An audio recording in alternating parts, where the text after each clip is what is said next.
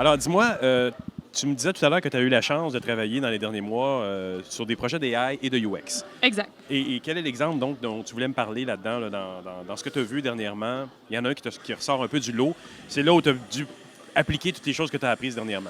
En fait, il y en a un qui est super intéressant. C'était demandé par un très grand groupe. C'est de savoir quel est l'impact de l'intelligence artificielle sur les RH, donc sur les ressources humaines. Puis il y a plusieurs volets à ça.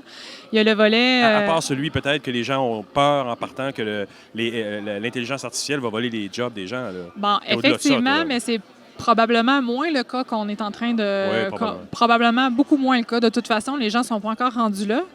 En fait, la technologie, tranquillement, y arrive, mais ça va prendre un certain temps. Puis il n'y en aura pas autant non plus qu'on pense. C'est sûr qu'il va y avoir des emplois à faible valeur ajoutée, que c'est sûr qu'ils vont changer, mais il y en a d'autres que ça va être plutôt des tâches qui vont être automatisées. Puis encore là, de faire toute une séquence de tâches dans un seul emploi, bien, ça ne veut pas dire qu'il va être complètement changé. Non, c'est ça. Puis on peut ramener l'exemple des 75 000 personnes qui s'occupaient des ascenseurs aux États-Unis, qui à une époque ont perdu leur job parce que bon, c'était eux qui activaient, montaient, descendaient, mais ils ne sont pas morts. Ils ont trouvé d'autres jobs. Il y a eu une transition. Il y a un phénomène peut-être qui était doux, là, finalement. Mais en fait, qu'est-ce qui était intéressant dans ce projet-là, c'est que le grand groupe a fait appel à des designers pour savoir, en fait, pour explorer cette question-là sur comment la stratégie RH devrait être vis-à-vis ce changement-là complet.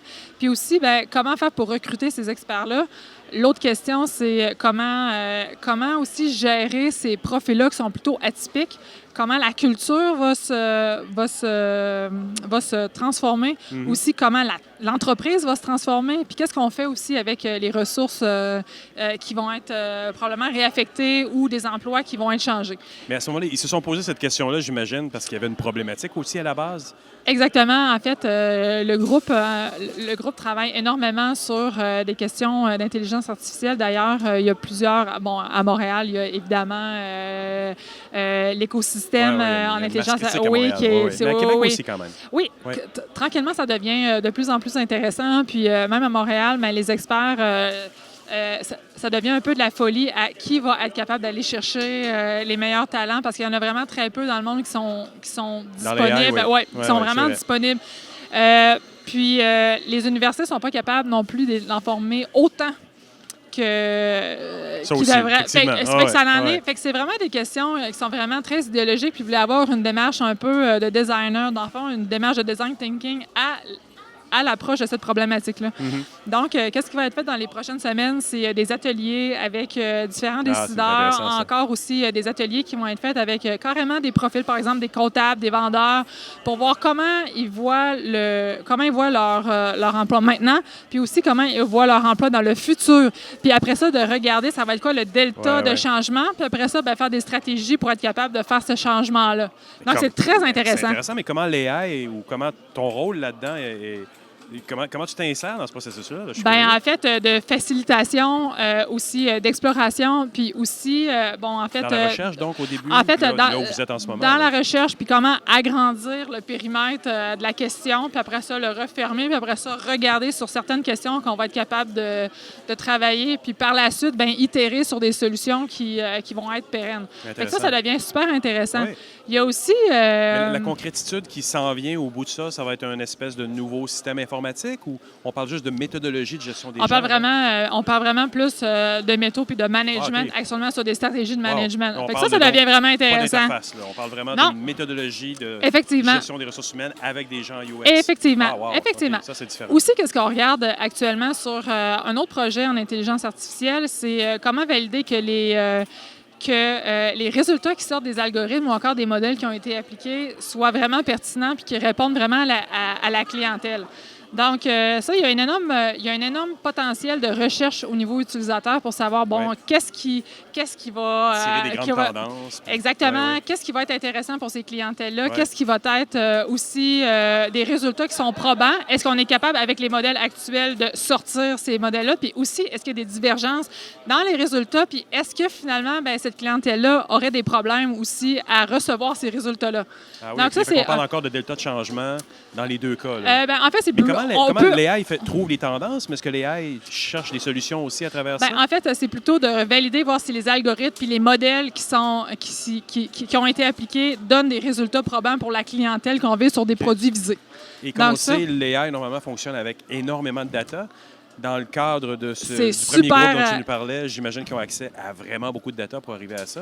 Mais là, ils sont en train de modéliser ça parce que tu m'as dit que c'est une méthodologie qui est humaine, mais quand même, il y a de l'AI là-dedans. Là. Donc, ils vont créer des tendances ou essayer de détacher des tendances, des actions des gens à l'interne pour pouvoir mieux les garder dans le futur. Bien, mieux les garder dans le futur ou encore regarder quels sont les profils qui sont vraiment typiques ou qui vont nous aider à atteindre la transformation qu'on veut avoir. Fait que j'imagine que... Ça fait peur, ça, parce qu'en même temps, ils vont pouvoir, dès le recrutement, repérer les bons profils. Exactement. Ou encore, on est capable de voir aussi complètement un changement complet dans les tendances de travail. On parle vraiment de freelancers, giggers, puis comment on est capable d'assembler puis de désassembler des équipes de travail selon les projets différents, puis selon les profils qu'on a de besoin.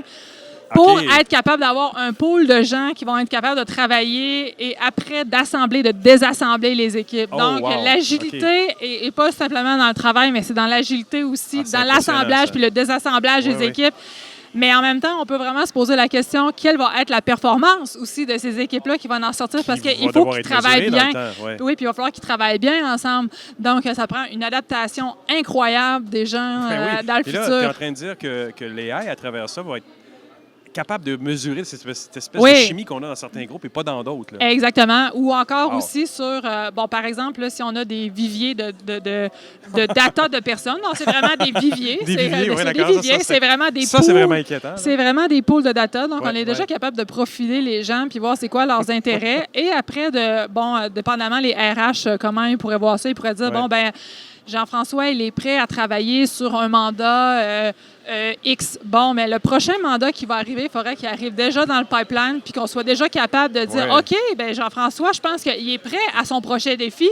Il va être disponible, puis on va le mettre là-dessus. Mais ça veut dire que le nombre de personnes qui vont être disponibles à travailler sur des projets en particulier, ben c'est la Terre entière. Ouais, ça devient vraiment intéressant. Oui, non, mais c'est intéressant / un petit peu inquiétant en même temps parce que... en même temps, peut-être pas parce que ça nous permet aussi de considérer, nous, en tant qu'employés, qu'on va toujours être mis dans des équipes avec lesquelles on est sûr que la chimie est super bonne. La chimie ou encore un mandat qui va vraiment être intéressant pour toi au niveau professionnel, au moment où tu es rendu avec le bon salaire et avec la meilleure expérience employée. Donc, on peut voir que l'intelligence artificielle va vraiment aider ton expérience employée à ce que tu sois heureux et épanoui. Et là, tu avais un troisième projet dont tu m'as parlé tout à l'heure qui est dans l'espace. Dans l'espace, oui, exact. Toujours avec l'AI. Il est possible qu'il y ait de l'AI là-dedans, mais en fait, c'est pas nécessairement la question pour l'instant. On sait que la NASA veut envoyer des équipes sur Mars dans les années 2030. Elon Musk aussi. Il y a plein de monde qui veut aller sur Mars. Il va aller sur Mars. Mais en fait, il y a des défis qui sont absolument incroyables parce que l'expédition ne durera pas quelques jours, quelques mois. Ça va durer des années. Voir une vie, oui. Donc, il faut être capable de voir si ces gens-là, au niveau médical, sont toujours en santé puisqu'ils devront se soigner ou s'évaluer eux-mêmes, entre eux. Oui, parce que tu me disais qu'il y a une distance de communication qui fait que entre il n'y a aucun ordinateur centralisé qui peut réagir en temps réel. En temps réel, non. On parle d'au moins 40 minutes ou pas du tout. Ou pas du tout. Ou pas du tout, parce que dépendamment des interférences qu'il va y avoir, ça se peut que la communication soit complètement coupée puis ça va être complètement asynchrone. Donc, puis vu que c'est... Mais c'est impressionnant comme défi parce que ça veut dire que tout système embarqué que tu fais a plus accès, en théorie, à l'ordinateur central et ou avec un délai, automatiquement. Exact. Et là, ce projet-là, c'est de mesurer la condition physique, plus particulièrement toutes les données physiologiques. Mais surtout au niveau cardiaque, puis surtout au niveau de l'attention. Si les astronautes sont dans leur meilleure forme physique au niveau cardiaque, puis aussi de l'attention, puis comment on est capable de le faire, puis comment on est capable aussi de les aider avec du data et analyser le data pour être capable de voir si ces astronautes-là ne sont pas dans une situation de danger et si oui, pour qu'ils puissent s'auto-diagnostiquer ou se le faire dire, du moins. Exactement. Ben, ça, c'est moins de la méthodologie. Il y a quand même des ordinateurs embarqués qui vont agir avec les connaissances qu'ils ont. C'est des sensors, donc on parle de capteurs, qu'il faut qu'ils captent le data avec, bon, ça c'est un travail avec des médecins, avec des technologues, on regarde, bon, quel genre de capteurs sont capables d'être utilisés dans l'espace. Et on envisage des choses qu'on ne sait pas nécessairement encore. Là. Bon, tous les dangers d'un voyage dans l'espace prolongé. Exact. Donc, on parle d'urine, analyse d'urine, qu'on est capable de voir le stress. On est capable aussi d'analyser le sommeil. Est-ce qu'il y a des situations d'hypovigilance qui arrivent avec le sommeil, aussi avec la sueur. Donc, c'est être capable de mesurer en avant, analyser ce détail-là, puis après ça, être capable de régurgiter une réponse qui est intelligente et aussi qui va faire sens pour les astronautes dans l'espace. Et de ces 3 projets-là, parce que c'est ceux de ces 3-là dont tu m'as parlé tout à l'heure, c'est quoi la communalité là, que tu en ressors là, en ce moment? C'est vraiment de la recherche c'est vraiment des questions de recherche. Qui fait partie de nos pratiques en expérience utilisateur.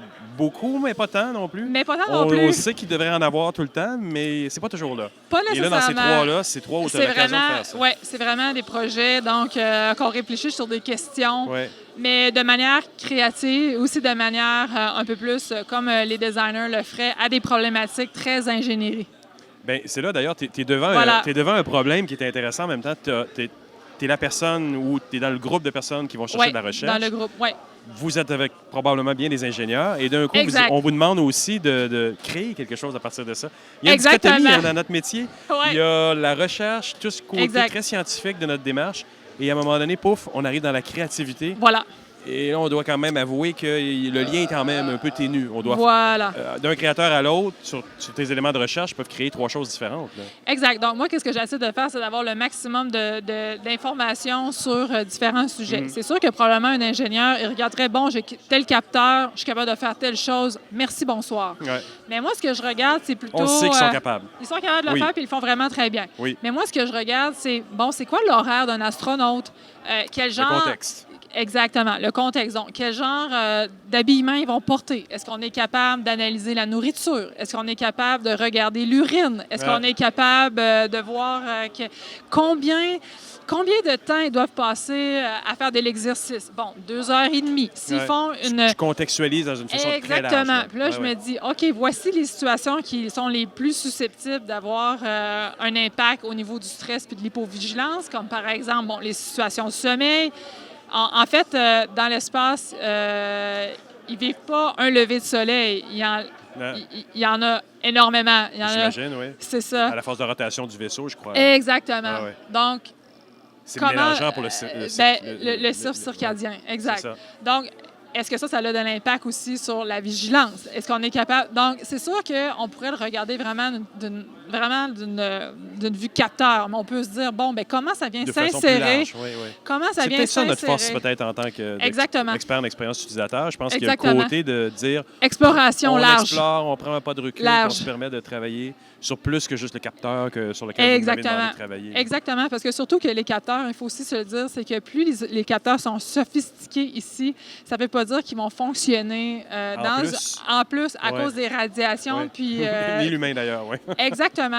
Donc, il y a plein d'autres considérations. Donc, je pense que c'est de loin ton meilleur défi en ce moment. Là. C'est vraiment intéressant. Je pense que c'est super le fun. Oui. Voilà. Avouons-le, c'est le fun. Ça fait un peu différent de juste un site Internet qu'on est en train de passer. Je pense que c'est là où va notre métier de plus en plus. Là, dans l'UX, on touche à de plus en plus de choses et de plus en plus dans le monde du vivant également. Là. Voilà. Fait que qu'est-ce qui est intéressant, c'est vraiment d'appliquer cette démarche-là. En fait, qu'on a sûrement appliqué toute notre vie à faire différents trucs, mais d'être capable de le faire. OK, bien, comment on est capable d'appliquer la métaux management, comment on est capable de l'appliquer ingénieur, comment on est capable de le faire sur des projets de recherche. Dans l'espace. Voilà. Et sur Mars. Oui, c'est ça. C'est sur Mars.